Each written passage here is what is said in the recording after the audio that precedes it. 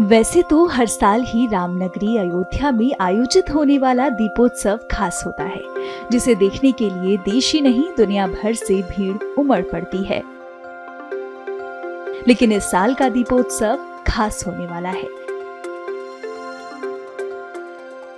क्योंकि इस साल भगवान श्री राम की प्राण प्रतिष्ठा के बाद श्रद्धालु पहला दीपोत्सव मनाएंगे। इसके लिए अयोध्या समेत दूर दूर से आने वाले लोग एक्साइटेड तो हैं ही, वहीं प्रशासन भी एक्टिव मोड में है। दीपोत्सव के मौके पर यहां पहुंचने वाले लोगों को किसी तरह की कोई परेशानी न हो, इसके लिए उनकी तरफ से खास तैयारियां की जा रही हैं। साथ ही सुरक्षा के मद्देनजर भी खास तैयारियां की गई हैं। दीपोत्सव हमेशा से एक महत्वपूर्ण प्रोग्राम रहा और ये दीपोत्सव चूंकि प्राण प्रतिष्ठा के कार्यक्रम के बाद का पहला दीपोत्सव है, इसलिए इसका एक विशेष महत्व है।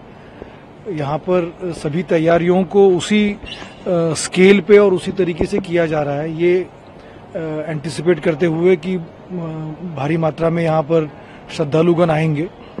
यहाँ की जो मेन चैलेंजेस है उसमें क्राउड कंट्रोल है, और आप जानते हैं इतनी सारी आतिशबाजी होती है तो उसको सेफ तरीके से कराना है।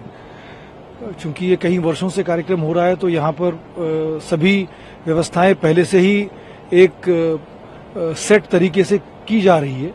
प्राण प्रतिष्ठा के कार्यक्रम के बाद थोड़ा सा इसमें श्रद्धालुओं का इसमें वृद्धि जरूर होगी, लोगों में आने का उत्साह होगा, तो उस हिसाब से भी पुलिस प्रशासन और तैयारी करेगा। रिहर्सल्स होंगे, जो भी लोग आएंगे उनकी प्रॉपर ब्रीफिंग होगी और हर आदमी को अपने रोल के बारे में बताया जाएगा। जिला प्रशासन और पुलिस प्रशासन दोनों इसके लिए पूरी तरह से तैयार है।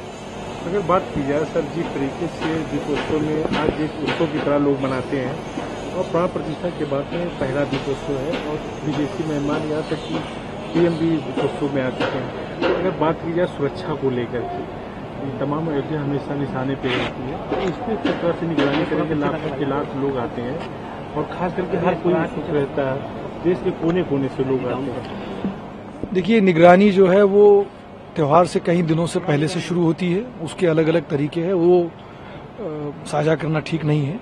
लेकिन मैं केवल आपको यही आश्वस्त करना चाहूंगा कि इस पूरे कार्यक्रम को, इस पूरे त्योहार को, इस पूरे पर्व को जो है वो बहुत अच्छी तरीके से, सुरक्षित तरीके से मनाने के लिए, जिसमें जन सामान्य को कोई दिक्कत भी ना हो और जो बाहर से आने वाले विशिष्ट व्यक्ति है उनकी सुरक्षा में कोई कमी ना आए, इसका एक मेल करके, मिलाप करके जो है वो अच्छी तरह से व्यवस्था की जाएगी।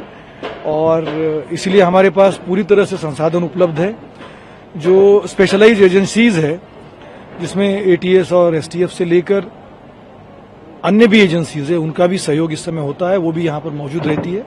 तो सभी के सहयोग से और जिला प्रशासन के पूरी तरह से जो उन्होंने तैयारी की है उसको लेकर ये कार्यक्रम को अच्छी तरह से कराया जाएगा। सेटअप्स लग रहे हैं और आप देख रहे होंगे कि राम की पैड़ी पे स्टेजेस लगने चालू हो गए हैं, बैरिकेडिंग चालू हो गई है। राम कथा पार्क में जो व्यवस्था होनी वो कार्यक्रम चालू कर दिए गए हैं और कल्चर प्रोग्राम्स भी शीघ्र प्रारंभ कर दिए जाएंगे।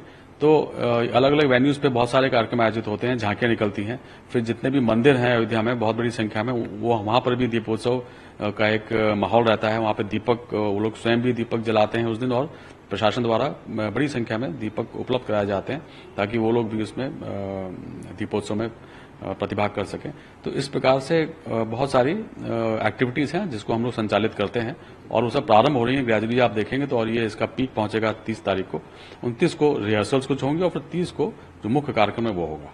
नया क्या कार्यक्रम है, नया चीजें क्या? तो जैसे मैंने आपको बताया कि सामूहिक आरती नई हो रही है, ड्रोन शो नया हो रहा है और जो दीपक हैं वो पिछली बार जो हमारा वो था, जो रिकॉर्ड था, उससे ज्यादा इस बार 25 लाख दिए हम लोग जलाएंगे।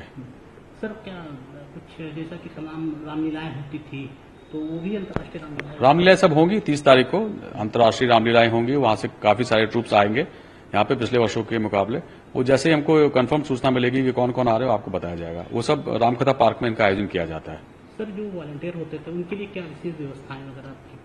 इस बार वहां पे दशरथ दीर्घ का निर्माण हो चुका है, तो वॉलंटियर्स को जितनी संख्या में संभव हो सकेगा उनको वहां पे बैठाएंगे ताकि दीपक जलाने के बाद वहां पे जो खड़े होने की स्थान नहीं रहता था, वो ऑब्स्ट्रक्शन रहता था, एक व्यू अनहिंडर्ड नहीं मिल पाता था, वो इस बार ना हो, ये प्रयास है। तो उन सबको हम लोग दर्शक दीर्घा में बैठाने का प्रयास करेंगे। श्री राम जन्मभूमि मंदिर के अंदर श्री राम जन्मभूमि के अंदर भी जिस प्रकार से पहले आयोजन होता रहा है दीपोत्सव का, उसी प्रकार से होगा और वहां पर भी बड़ी संख्या में दीपक जलाए जाएंगे और वहां पे तैयारियां चल रही है उसकी।